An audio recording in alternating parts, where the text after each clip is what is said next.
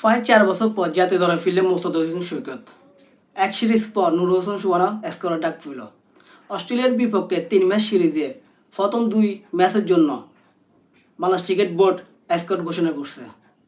স্কোয়াডে কারা কারা সুযোগ পেল চলেন একটু দেখে নেওয়া যাক। মেহেদী হাসান মিরাজ ক্যাপ্টেন, শম্ভু সরকার, সাইফ হাসান, তানজির হোসেন, নাজমুল হোসেন শান্ত, তৌহিদ হৃদয়, লিটন কুমার দাস, মোস্তাফিজুর হোসেন সৈকত, নুর হাসান, রিশাদ হোসেন, তানভীর ইসলাম, মুস্তাফিজুর রহমান, তাসকিন আহমেদ, শরীফুল ইসলাম, নাহিদ রানা।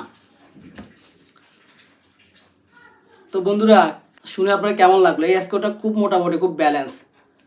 কেন গত সিরিজে বাংলাদেশের বোলিং লাইন আপ খুবই দুর্দান্ত ছিল, বিশেষ করে মোস্তাফিজুর হোসেন সৈকত প্রায় 4 বছর পরে জাতীয় দলে ফিরলেন। আশা করি এই সিরিজে সে ফিরবে।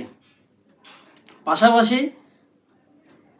আরেকটা কথা না বললে নয়, শম্ভু সরকার, যে শম্ভু সরকারকে আমরা 2014, 15, 16 সালে দেখছি, ওই শম্ভু সরকার এখন আর আগের মতন নাই। তো ওয়ার্ল্ড কাপের আগে শম্ভু সরকার এই সিরিজটা আশা করি খুবই ভালো করবে এবং সুযোগ পেলে অনেক বড় একটা রান করবে।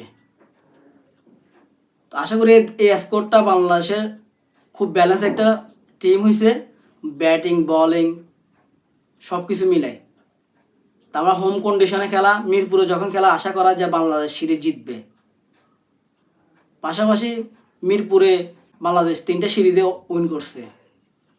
তো বাংলাদেশের দলের জন্য শুভকামনা রইল। মিরপুরে প্রথম ওয়ানডে 9 জুন, এরপর একই ভেন্যুতে 11, 14 জুন 3টা ম্যাচই শুরু হবে সকাল 11টায়।